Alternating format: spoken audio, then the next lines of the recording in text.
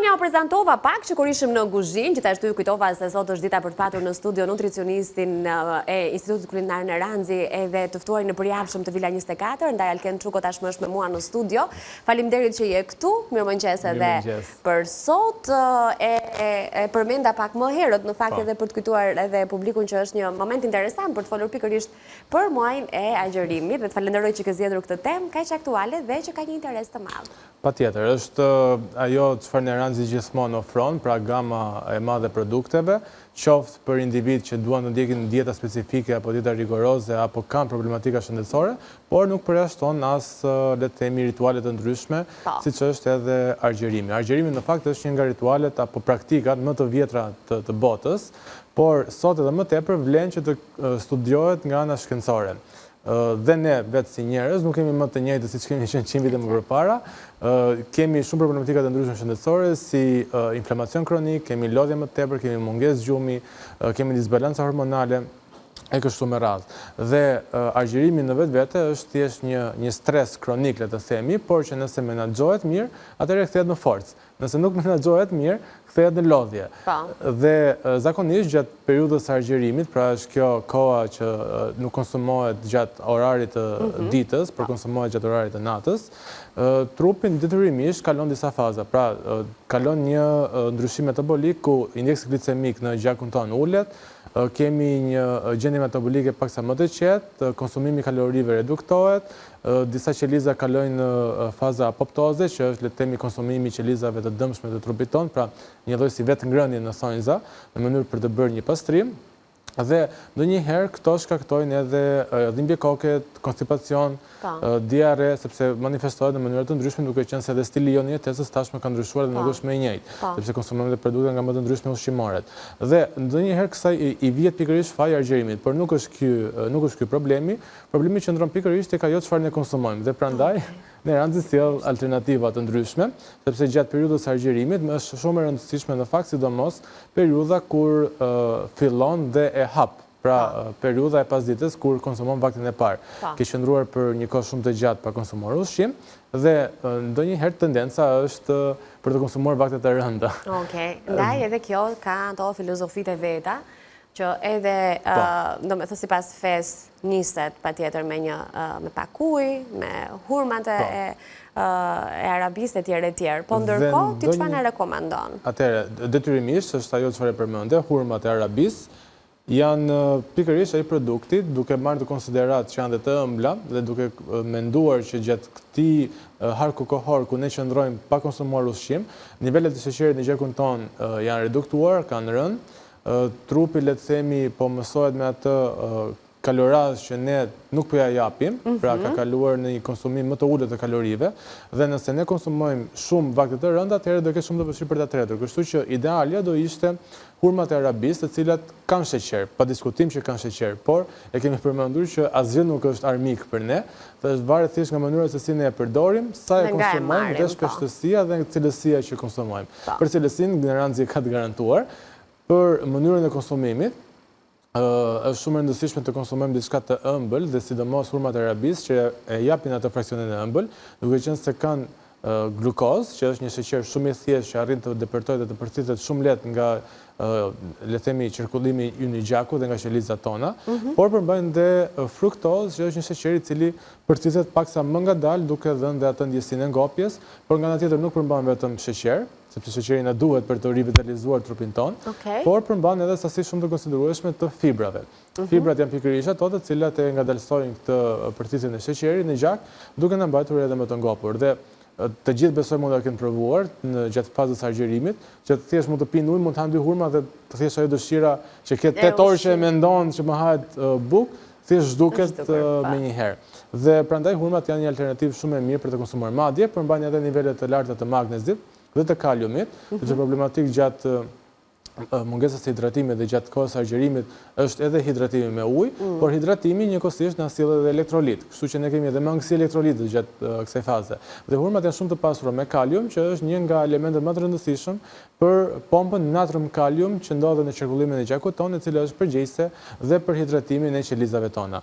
Përveç hurmave të arabisë, vazhdojmë përsëri tek frutat e thata frutore, kemi kajsitë e thata, të cilat Po, edhe këto kanë sasi shumë të larta të sheqerit, të fibrave tjere, por duke qenë se kanë dhe ngjyrën portokalli, pak sasi në të verdh intensive, kanë dhe një element i cili është provitamina A ose beta-karoteni, që është shumë rëndësishëm për lëkurën tonë, për flokët tonë dhe për sytë tonë.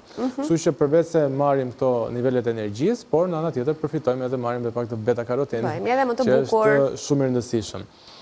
Nga ana tjetër, kumbullat e thata, të cilat njëkohësisht nuk do zgjatem tepër për t'i shpjeguar, por në krahasim nga homologët e vet, kanë edhe një sheqer i cili është sorbitol, quhet sheqer alkool në fakt, por nuk ka lidhje me alkoolin, pra absolutisht nuk interferon në pjesën e agjerimit, por vepron si një leksativ i lehtë. Pra, kush mund të ketë konsumuar ushqime të cilat i ka rënduar në stomak, vaktet e rënda, shumë yndyrore, shumë të thata dhe nuk është hidratuar mirë, që mund të ndjejë konstipacion dhe shoqëron gjatë gjithë ditës, kumbullat e thata janë një nga alternativat më ideale për t'i konsumuar gjatë kësaj periudhe, duke qenë se veprojnë si një laksativ, duke zbutur masën e feqës, duke thithur ujë dhe duke ndihmuar në konstipacion. Por njëkohësisht edhe sheqeri, karbohidratet dhe fibrat, të cilat ne i marrim.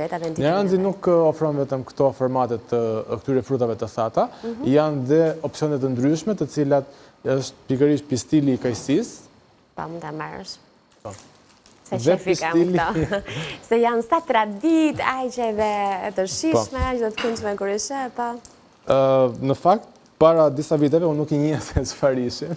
Vërtet? Nuk e kisha konsumuar. Po, je presdiri shumë. Nuk e kisha konsumuar kurrë. Vetëm kur mi tregoi mami që kishte blerë një dyqan Neranzi, dhe atëherë i njoha. Dhe praktikisht pistili për ata të cilët nuk mund t'i njohin si unë, që nuk i njeh disa vite më përpara, është praktikisht frut i përzier, i grirë dhe i hapur në një formë shtrese, duke lënë që të thahet në mënyrë natyrale për të larguar pjesa e lagështisë. Dhe në këtë formë, fruti nuk ndryshohet, pra nuk ndryshon struktura e tij fizike, nuk ndryshon struktura e tij kimike dhe vlerat ushqyese, duke i lënë ato që të ruhen në mënyrën maksimale. Nga ana tjetër, edhe shumë të këndshme për të konsumuar, duke qenë se janë edhe pak si elastike, por mund të përzihen dhe mund të rrotullohen dhe rreth arrave të ndryshme duke bërë kombinime shumë ideale.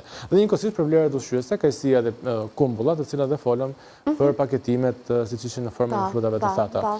Por këto janë paksa më interesante dhe paksa më të lezetshme. Që janë në paketime më të vogla, paketime JP, nëse mund t'i quajmë kështu, që në rëndë si kujdeset gjithmonë në fake, tek frutat e thata dhe të shumë produkte të tjera që mund të merren me vete në punë, në makinë, në xhep, në çantë, mbajmë dhe serë.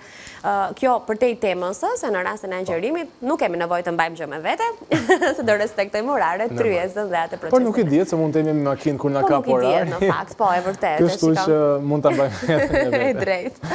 Janë dy paketime, të cilat Neranzi i ofron ato, është kajsi me bajame dhe hurma arabie me arra. Pra, përveç se kjo është dhe një mënyrë akoma më mirë për ta nisur atë vaktin e parë, për mos të marrë vetëm atë nivelin e sheqerit dhe për mos arritur shumë sheqerin e gjak, sidomos dhe për ata që mund të jenë problematik dhe mund të kenë probleme me insulinën e tjerë, apo gjendje të ndryshme metabolike, mund të bëjmë kombinime të tilla.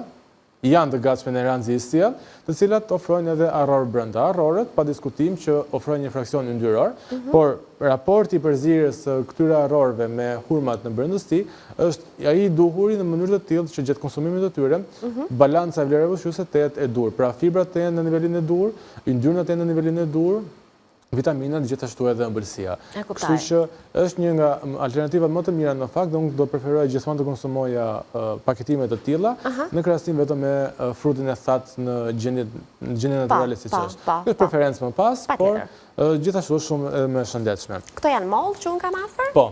Mollë të thata? Mollë të thata. Mollë të dehidratuara, e thënë kështu në gjuhën e nutricionit dhe të alkendit, është një produkt që zakonisht përdoret për koktejle, përdorin baristat, por unë kam qejf ta konsumoj edhe ashtu ndonjëherë.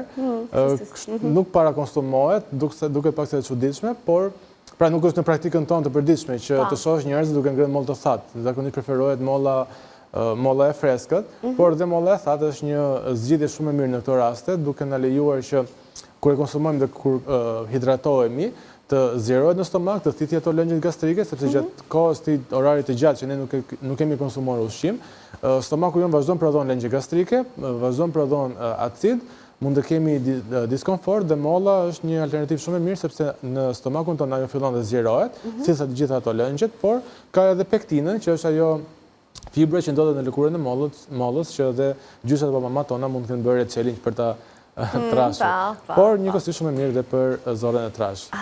Fiku i thatë që po prap një produkt shumë i mirë për të nisur mëngjesin dhe përveç fikut të thatë kemi edhe bukën e fikut. Buk fiku. Me arra. Pra në Rancë sjell gjithmonë alternativa të ndryshme dhe produktin vetë, por edhe të kombinuar, të përpunuar në formën e tillë. Duke qenë se flasim për sheqer e tjerë dhe gjithmonë kemi këto kategori të sheqerit, kemi edhe produkte si grisinit ose dhe kantucit që janë gluten free.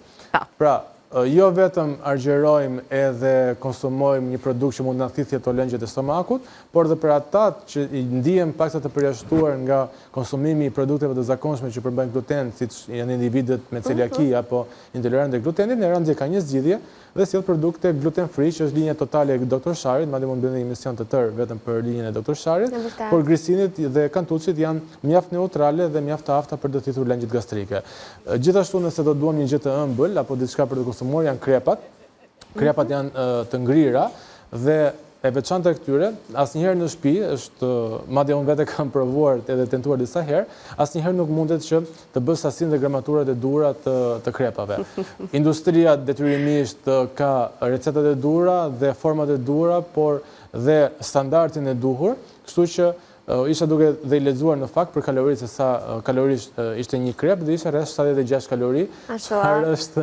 Që ne në shtëpi varet nga mielli që hedhim. Varet nga mielli që hedhim, varet nga vaja apo gjalpjet që përdorim tigan, kështu që nuk e kontrollojmë kalori kemi në një krep. Kështu që është produkt inteligjent, është produkt i freskët sepse vjen në formën e ngrirë nga Vici, një nga markat që ne përfaqësojmë si kompani, dhe mundet të konsumohet qoftë me pistilin apo me arra të ndryshme. Po, nëse duam krepat e ëmbël. Për të bërë një kombinim të duhur. Ta shojmë një çik edhe kështu. Okej, po. Si bëjmë? Sado që përpiqemi ti pas ke marrë direkt nga frigoriferi, se duhet i ruajmë produktet, si kemi thënë, vërtet na siguron në Rancë, por edhe mënyra se si ne i sjellim në shtëpi dhe i ruajmë deri në kohën që i konsumojmë është shumë e rëndësishme, kështu që ja i kemi kështu ende me atë bulza që lëshon frigoriferi dhe në një minutë që në fundit... Po, kripa. Pra, tani. Se thash, ke lënë për në fund, po nuk është ëmbëlsirë në këtë rast. Nuk është ëmbëlsirë, por ama shumë e rëndësishme sepse na ndihmon që të ndjehemi vital. Kripa është pikërisht ai elementi që ne e themi gjithmonë, nuk është armik, por është elektrolit, sepse ndihmon shumë në sistemin e qarkullimit të gjakut tonë, por edhe në sistemin limfatik, duke na rikthyer atë balancën elektrolitike.